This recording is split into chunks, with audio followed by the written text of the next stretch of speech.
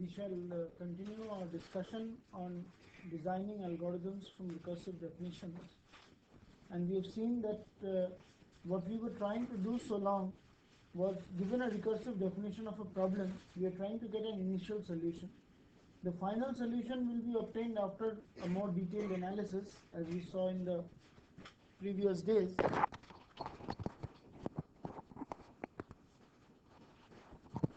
So today we will continue with some of the problems which we were tackling in the previous day, and we had seen how we obtained a final program for a factorial problem, the Fibonacci numbers problem, and the towers of Hanoi problem in the previous class.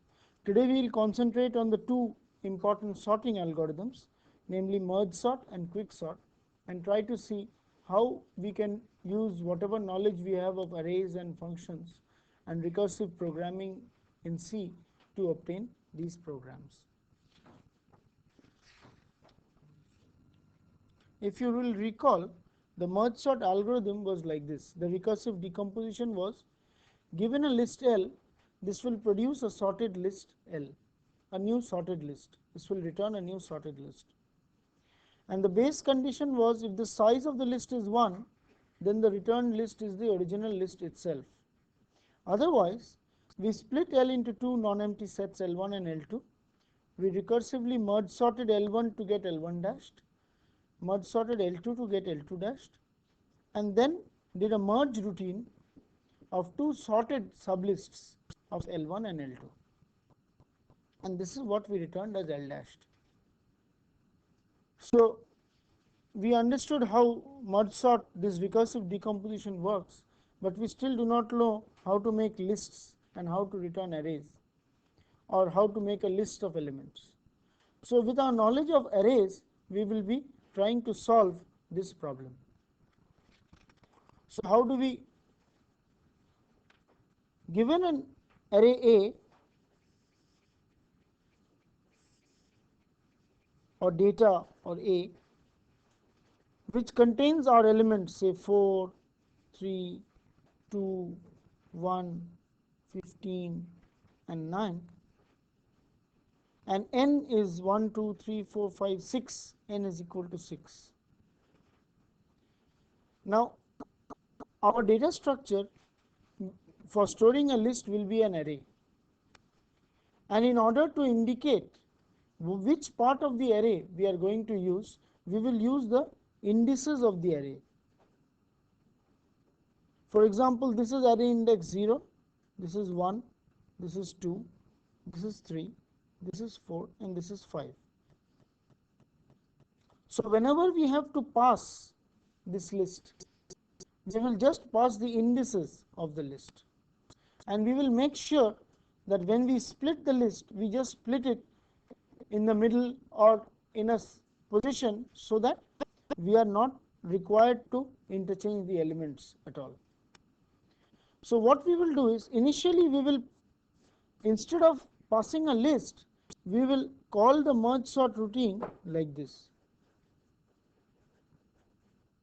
The array A will be passed as an array name, and the indices I and j for which merge sort requires to be done will be passed. Now suppose I pass A,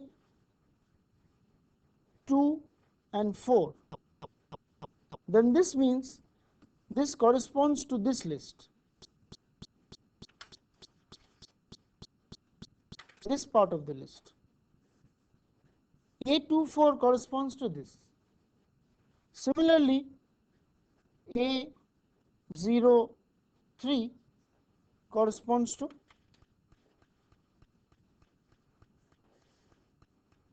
this list,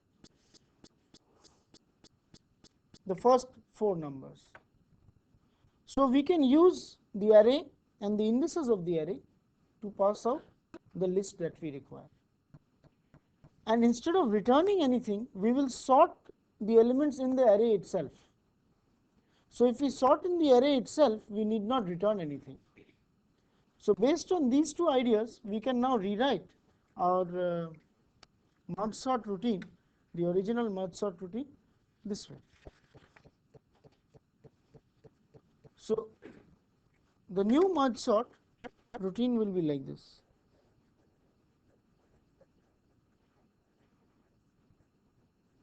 A, I, J. Now what is the base condition? When there is only a single element. So when I is equal to J, we get the base condition. So if I is greater than equal to J, you are supposed to return that element. Now that element already exists in the array, so we need not return anything. We just simply write return.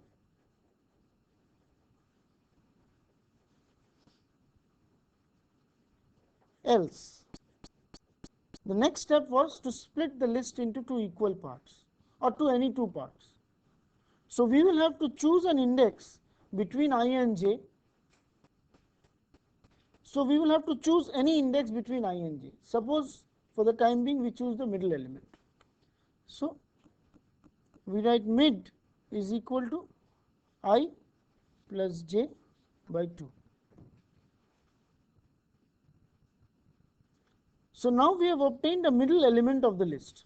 Suppose initially it was 0 to 5, so it will be 0 plus 5 by 2, which is 2. So you will get 2 here. And now you are left to sort the two parts of the list. So you can simply call merge sort A. One half will be from I to mid. The other part will be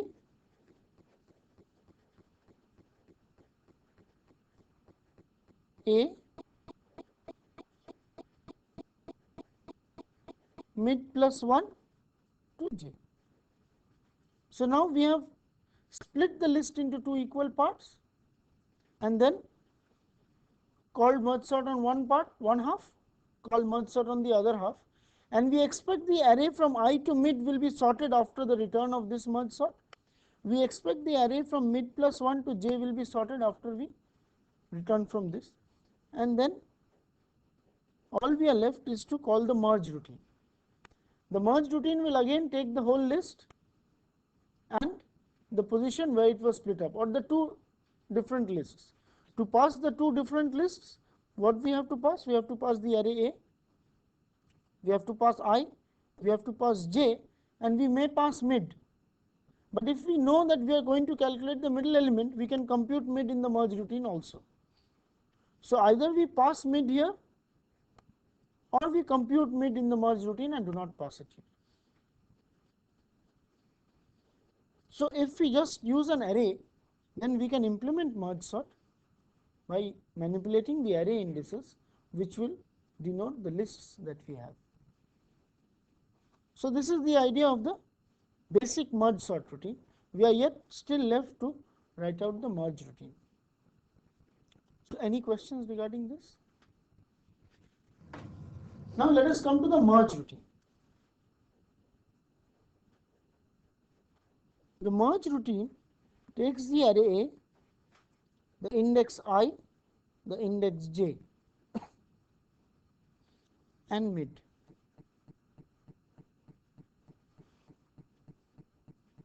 And what does it supposed to do? It is supposed to sort it. Now let us see how we would do it by hand. Just a quick recollection. Suppose the initial list was 4, 3, 7, 1, 8, 12, 1 and 5. So from array index 0 to 7 we had it, and we split it into two parts here, and after we merge sort this, we are supposed to get back 1, 3, 4, 7. After we merge sort this, we are supposed to get back 1, 5, 8, 12. Now comes the merge routine. Now in the merge routine, we will start comparing the first two elements.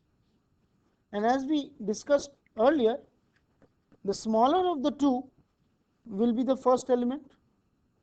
So here, since there is a tie, by default let us take this one. Then whichever gets chosen, the index of that is incremented. and then again this index and this index is compared. The smaller of the two gets chosen and the corresponding index gets incremented. Again the smaller of the two gets chosen and the corresponding index gets incremented. Again the smaller of the two gets chosen and the corresponding index gets incremented. The smaller of the two gets chosen and again this index is, then this is chosen,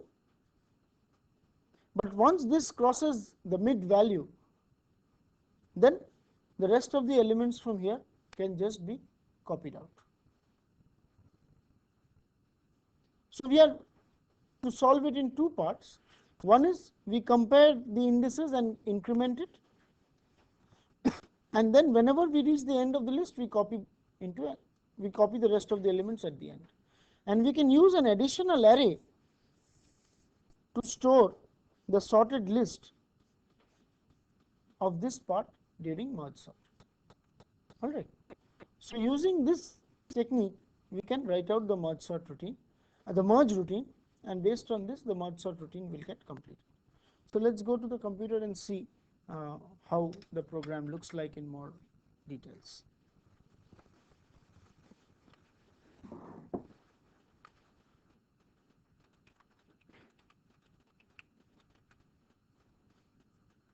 This is the main program where we input the data. This is not so relevant. The main part is here, this part. Can you see? This part, where after reading in the elements, you call merge sort with the array called data here. The array is called data 0 n minus 1. And after this call, we print the result. Now we come to the merge sort routine. The recursive routine, as we discussed just now, it has got an array A, the index I and the index j. A is declared to be an array. You need not give the values as we discussed earlier. I and j are integers. Mid is the value. This k, I don't think it's required. If I is greater than equal to j, return. Otherwise, mid is I plus j by 2. Merge sort ai mid, merge sort a mid plus 1 j, and merge aij. Here we did not pass mid because we know that mid is I plus j by 2. We will compute mid in the merge routine.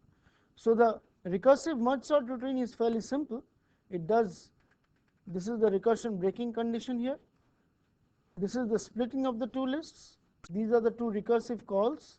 It does not matter in which order you do it. You can put this in this first on this second, or this first and this second. It does not matter because they are going to work on different portions of the list. And then you merge aij. So let's go to the merge routine. The merge routine takes in as parameter the array A, the index I, the index j.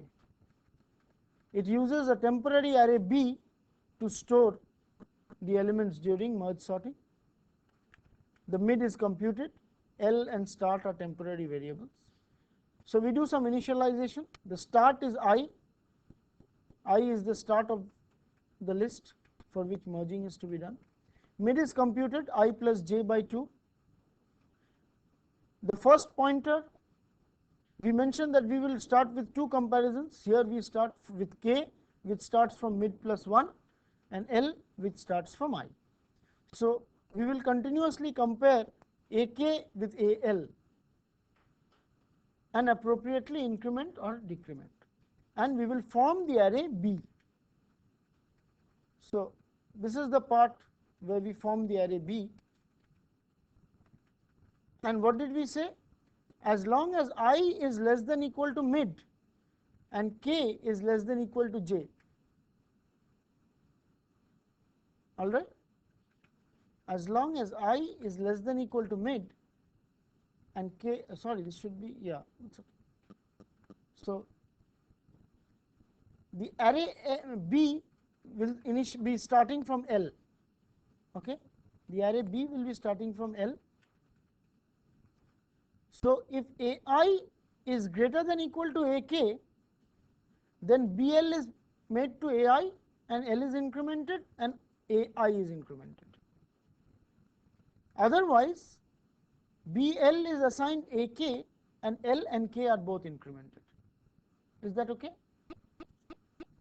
So as long as I is less than equal to mid and K is less than equal to J, that is both the arrays are not, both the subparts of the arrays are not filled up, are not exhausted, we continuously compare AI with AK and we put in BL the value which is greater, because we are sorting in descending order, so that is why we are doing it this way. Now after this part is over, either I will be greater than equal to mid or J will be greater than equal to K, or K will be greater than equal to J. This will come out based on any two of these conditions. If I is greater than mid, what does it mean? It means that we have completed from AI to A mid. That part has already been put in B. So the elements which are still remaining, that is from K onwards up to J, will be now put into the array B in the for loop. So BL plus plus is equal to AK plus plus. That means BL is equal to AK and L is equal to L plus 1 and K equal to K plus 1. If this is not the case, then the other array, this must have happened, K must be greater than J. If K is greater than J, then for I equal to whatever is the current value of I, and as long as I is less than equal to mid, we put them, these values, back into the array B. So BL plus plus equal to A plus plus. And now the last part, we copy back these relevant values of B back into the array A. So what we do is copy back into the array A, and we will copy back from the start position to J. The start was stored as the initial value of I, if you recall here. The start was stored as the initial value of I, and so we will copy back from L equal to start till L is less than equal to J L plus plus, we copy back into the array. So this completes our merge routine. So in the merge routine, we have first initialized and found the middle value. We have formed the array B by comparing the indices with AI and AK, and correspondingly put the element in the array B. If one of the arrays gets, one of the subparts gets exhausted, the rest of the elements are put back, and then array A is filled up with the current values of array B as after sorting. So this completes merging. So after it is merged, that portion of the array A from I to J is now sorted. AI to AJ is now sorted. So once AI to AJ is sorted, this means we have now, we can return back from the merge sort.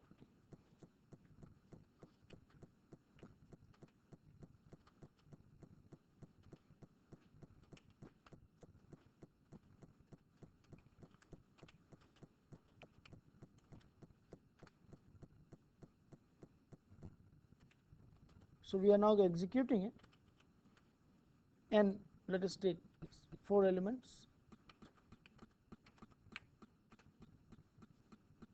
So we get the sorted numbers, the numbers read are 3, 5, 2, 4, and the sorted numbers are 5, 4, 3, and 2. Now in order to understand how the splitting and the recursive calls are made, we can simply put in a write statement here.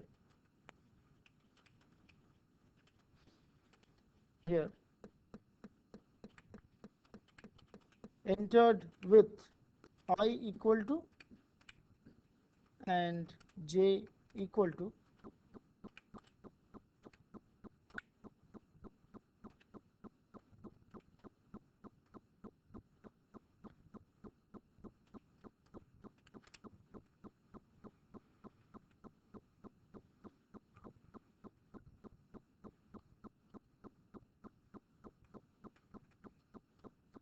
so as soon as we enter the merge routine, we will see what is the value of I and what is the value of J.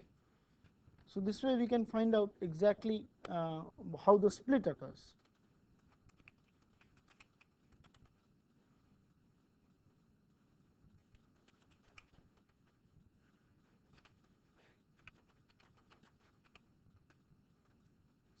this is how it ran.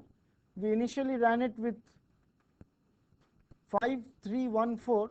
So initial call was I equal to 0, j equal to 3. Then it split up into two parts, mid was computed, and 0 1 was one case and 1 2 3 was the other case. So 0 1 was called first because that's what we did. So 0 1 was called, the mid was computed, and mid of 0 and 0 plus 1 by 2 gave 0. So 0 0 was called. 0 0 is a recursion breaking condition. So after that it came back to this routine which had called it, and this routine now called it with the other one 1 1. So this also completed because this is a recursion breaking condition. So it came back here because this had originally called it with 0 1 and 2 3. So the 2 3 call now came. So this is the 2 3 call. The 2 3 call in turn made a 2 2 call. When the 2 2 call was over, this 2 3 call made a 3 3 call. When the 3 3 call was over, it returned back to the 2 3 call, and this 2 3 call returned back to the 0 3 call, and we got the execution complete. And whenever you execute, you can put in print statements at various places to understand exactly how the recursion takes place. So let's get back now. So I hope the merge sort routine is fairly clear, how we can use arrays and indices of arrays to do it. So now we will go to see how the quicksort routine can be done. Let us recall the original quicksort algorithm. The quicksort algorithm took in a list L and returned a sorted list.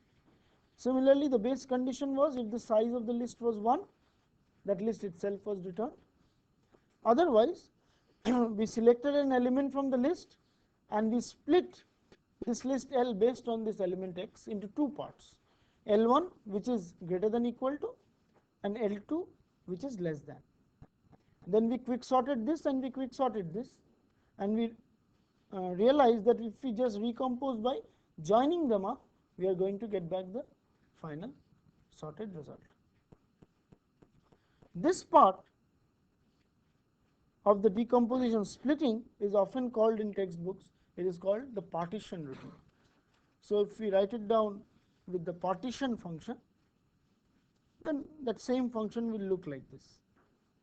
List quicksort L if N is equal to size of L, if N is equal to 1, else L1 and L2 are obtained by partitioning L. The selection of the element can go inside the partition routine itself. And then we quicksort this and concatenate. So now, just like in the merge sort, we will use arrays and array indices to define our quicksort routine. So how will we do that now?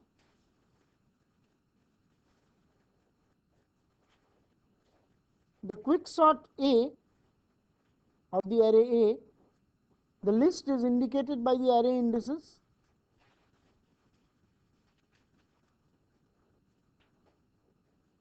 If I is greater than equal to j, return. Else partition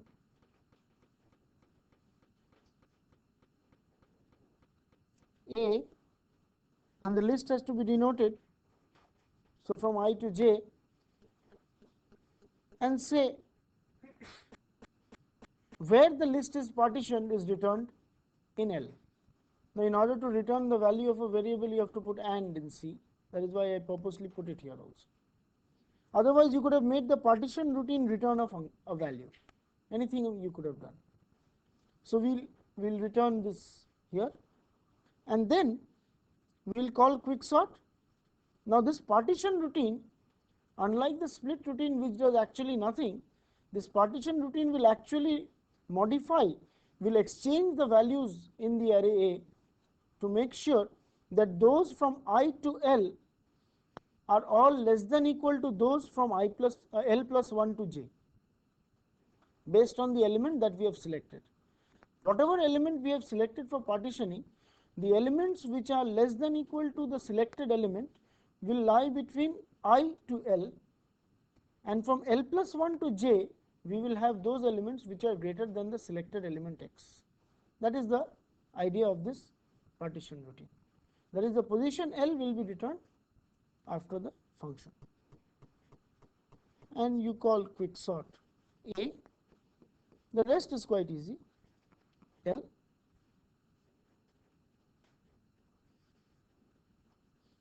A. What else do we have to do? We have to do concatenation. Now I to L is sorted in the array, L plus 1 to J is sorted in the array, so automatically the array is sorted. Concatenation need not be done anymore, because the array itself is sorted from I to L and L plus 1 to J. So concatenation is automatically existing there. So we just simply return. So this is the idea of the basic quicksort algorithm, where we have replaced the list by the array A and the indices of the array. This is how we have done it. So once this part is clear, we are now left to solve the problem of partitioning. Now again we can use the idea like we used in merge sort to partition. Let us take an example and understand how we will do partition. Suppose 3, 7, 1, 8, 12, 1, 5. And we are to partition this. This is I, this is J. The first thing that we have to do is select an element on the basis of which partitioning will be done. Alright. So let us say we will select X is equal to AI. You could have selected AJ also, it does not matter. Some element we will select. AI you can select, AJ, any element you can select. Whether selecting the element makes a difference or not, we will come to later. But the question is, the algorithm is correct by selecting any element. Let us suppose here we selected AI. Then we now start putting into the array elements which are greater than equal to 1. So we use two arrays, let us call it B1 and B2. And we start from here. If this is less than the selected element, we put it in B2. If it is greater than the selected element, we put it in B1, or greater than equal to. So first we start from here. 4 goes here, 3 goes here, 7 goes here, 1 goes here, 8 goes here, 12 goes here. Sorry, 12 goes here, 5 goes here. Or one more 1 had come here, sorry. 4, 3, 7, 1, 8, 12, 1, 5. After having done this, now what do? We put back these elements back into the array A, and we put it like this. We put 4 here. So first we put back 4, then 7, then 8, then 12, then 5, then 3, then 1, then 1. And what do we return back? Which index do we return back? We return back this index, the place where the partitioning occurred. The partitioning occurred at this place. That is, the size of B1 will tell you where the partitioning occurred. So this is one very simple routine to do partitioning. You take two temporary arrays, you select any one element from here, take two temporary arrays and just put them, the elements greater than equal to on one part, less than on another part, and then put them back into the original array, and you will get what you wanted. And you have to return this element. So this is one function. So let us have a look at this quicksort routine very quickly.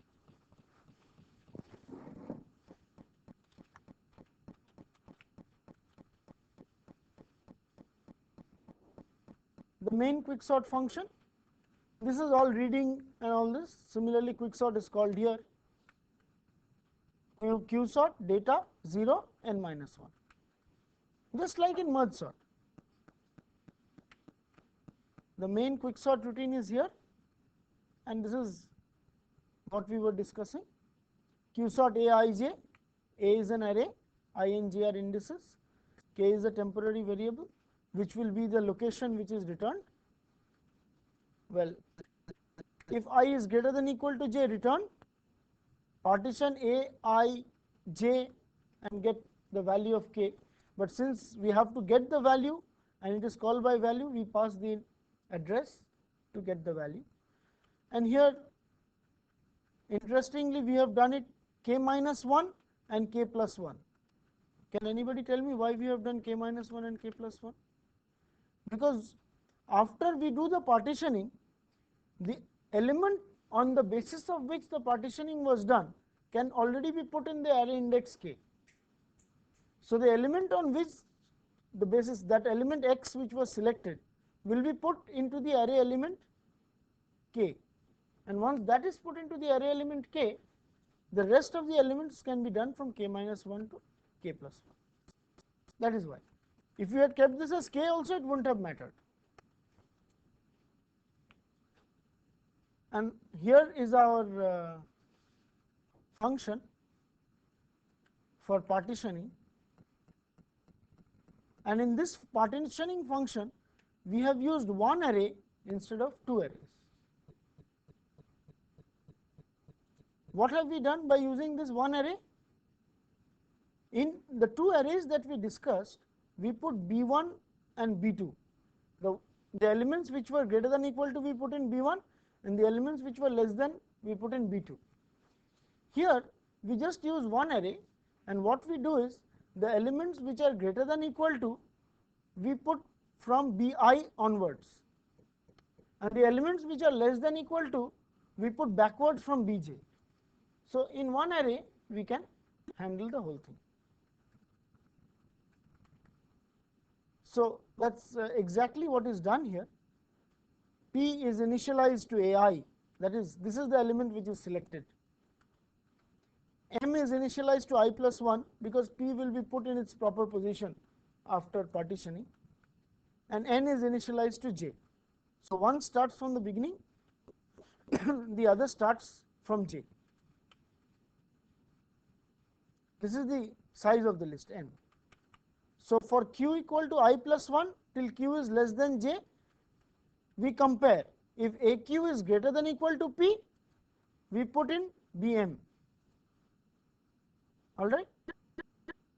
Otherwise, we put AQ in BN. N is the end of the list, as you noted.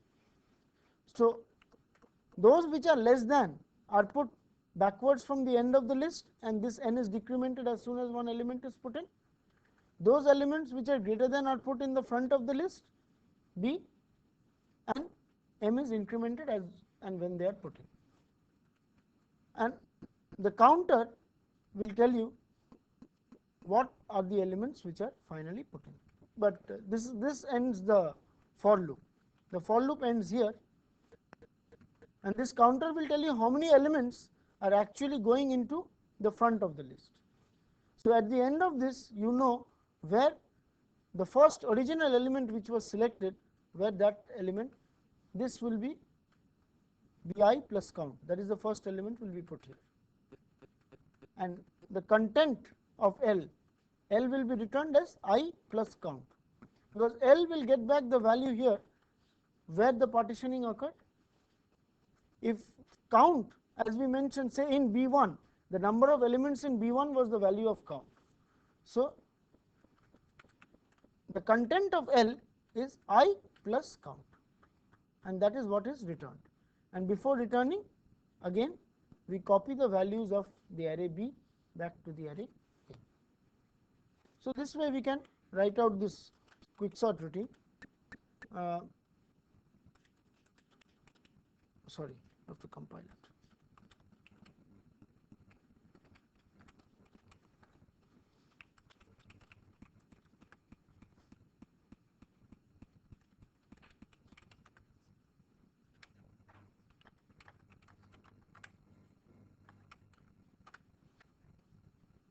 we give in the elements and we can get it sorted. Similarly, you can just put in lot of statements inside to find out exactly how the partitioning is done.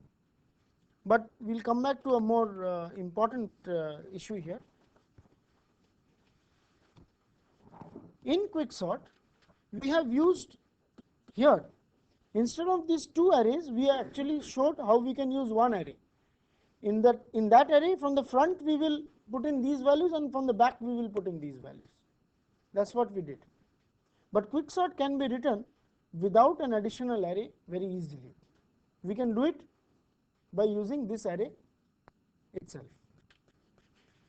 So let us see how we would do that.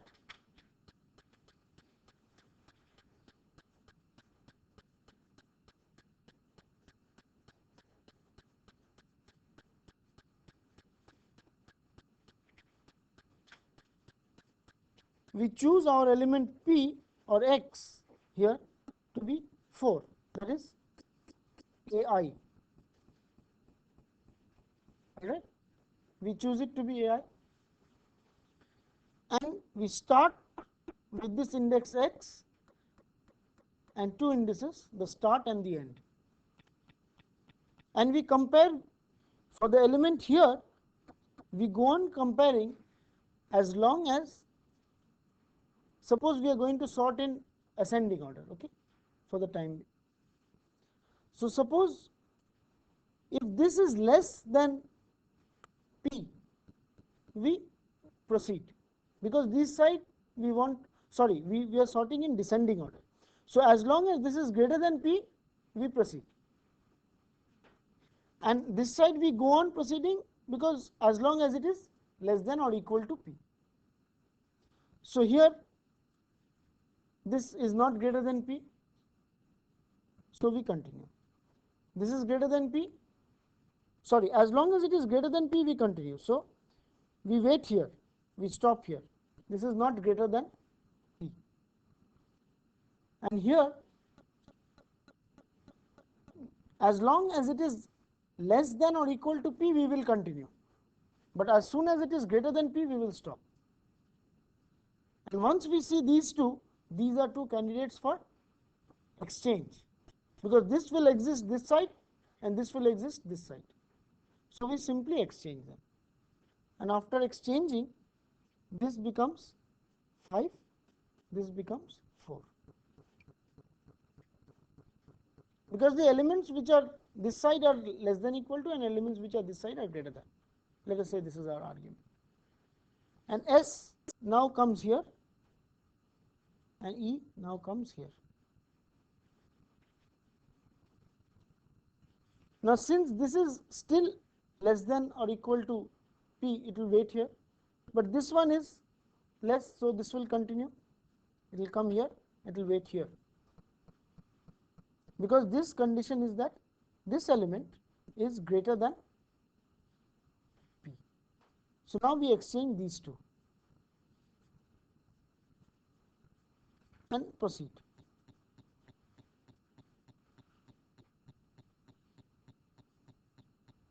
So here what do we do? This is greater than, so we continue. This is less than and this is greater than, so we exchange these two. And when do we stop? When S becomes greater than or equal to E. When this index crosses this index, we can stop. So by a sequence of comparisons and exchanges, we can do the partitioning in the array itself, and we need not do the partitioning with the by using an additional array.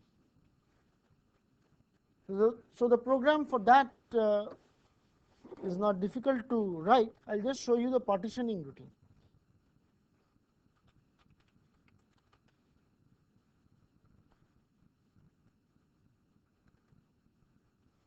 This is the partitioning routine, which takes in an array data, index left and an index right. It initializes the I, which we called S, to left, J to right, and the pivot element on the basis of which it will be done is data left, and it will go on doing this while I is less than equal to j, and as long as I is less than j and data I is less than pivot, here we have done sorting in the other way, it will increment I, and for j what will it do? As long as data j is greater than equal to pivot, it will decrement j, and after these two positions are decremented and incremented, and if I is still less than j, these are two candidates for exchange, they will be exchanged, and this will continue in this outer loop as long as I is less than j.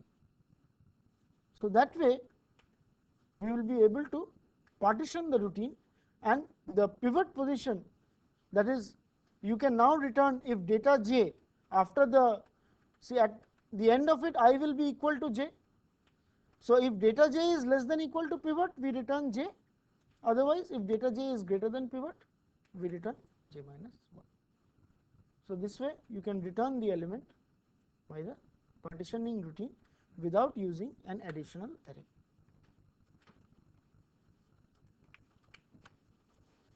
So this way we see that we have now been able to write down using arrays and indices of arrays two routines, the quicksort routine and the merge sort routine, and these are, as we discussed first, these are only initial definitions, where we have still to answer questions as to where to exactly split in the merge sort routine to get the optimal result, or in quicksort which element do we select so that quicksort works best. We have not answered these questions, and to answer these questions we have to do much more analysis, for which we have to study some more mathematics, which we will do in a subsequent class.